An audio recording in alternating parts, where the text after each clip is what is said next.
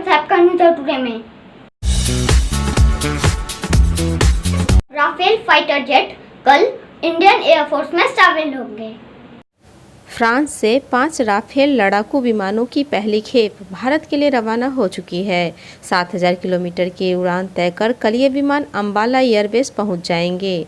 भारत ने कुल 36 विमानों का सौदा 59,000 करोड़ रुपए में किया है, जिसमें बाकी के विमान साल 2021 के अंत तक आ जाएंगे।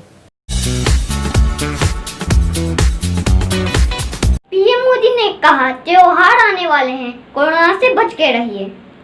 नोएडा, मुंबई और कोलकाता में उच्च क्षमता वाली कोविड-19 परीक्षण सुविधाओं की शुरुआत करते हुए पीएम ने कहा कि आने वाले दिनों में 10 लाख टेस्ट हर दिन किए जाएंगे।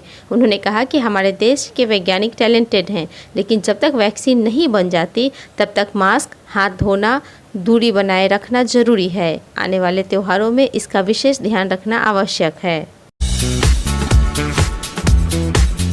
बिहार में बाढ़ ने मचाया कहर, दर्जनों लोगों की हुई मौत। पहले वज्रपात, फिर कोरोना और अब बाढ़ ने भी अपना कहर दिखाना शुरू कर दिया है। केवल एक दिन में राज्य में 27 लोगों की डूबने से मौत हो गई।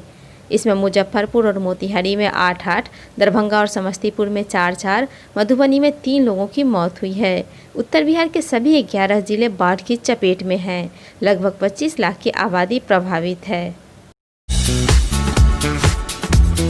पबजी सहित 47 चीनी ऐप्स पर लगा बैन। 29 जून 2020 को 59 चीनी ऐप्स पर बैन के बाद अब 47 और चीनी ऐप्स पर बैन लगाया गया है, क्योंकि कुछ ऐप्स के क्लोन प्ले स्टोर पर आने लगे थे। इनमें पबजी भी शामिल है, जिसे 17.5 करोड़ भारतीयों ने इंस्टॉल किया है। दरअसल ये ऐप्स मोबाइल की सिक्योरिटी के लिए खतरा हैं। रोचक मोड़ पे पहुंचा राजस्थान का राजनीतिक ड्रामा।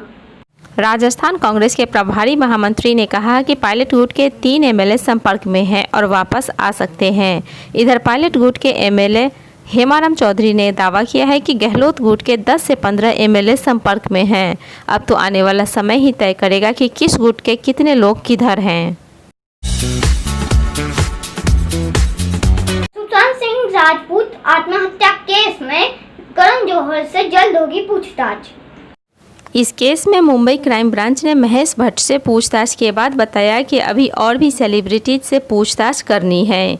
आज धर्मा प्रोडक्शन के सीईओ अपूर्व मेहता से पूछताछ होगी। जल्द ही करण जौहर से भी पूछताछ होगी। एनजीटी ने बैंकेट और मैरिज हॉल के लिए गाइडलाइन जारी किया। नेशनल ग्रीन ट्रिब्यूनल ने राज्यों और केंद्र शासित प्रदेशों को बैंक्वेट और मैरिज हॉलों के ठोस और तरल कचरा प्रबंधन पर्यावरणीय मानकों के अनुरूप करने को कहा है। इसका उल्लंघन करने पर राज्य प्रदूषण बोर्ड कड़ी कार्रवाई करेगी। ट्रिब्यूनल ने कहा है कि संबंधित अधिकारी समय पर निरीक्षण करें, अन्यथा दोषी पाए जाने पर बैंक्वेट और मैरिज हॉल के संचालकों के साथ अधिकारियों पर भी एक्शन लिया जाएगा।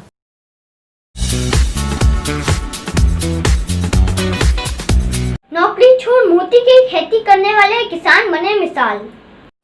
बिहार के बेगूसराय जिले के जयशंकर कुमार तेतरी हाई स्कूल में क्लर्क की नौकरी छोड़कर कम लागत से उन्नत खेती की ओर आगे आए। उन्होंने जयपुर और भुवनेश्वर में मोती की खेती का प्रशिक्षण लिया और गांव में आकर खेती शुरू कर दी। मीठे जल में उन्होंने पहले प्रयास में ही सीप से मोती की खेती को सफल किया। जिंदा सीप को ऑपरेट कर मन मुताबिक आकार की मोती तैयार की जाती है। इसमें 500 की लागत से 5000 की कमाई हो जाती है। पीएम मोदी ने भी मन की बात में इनकी तारीफ की है।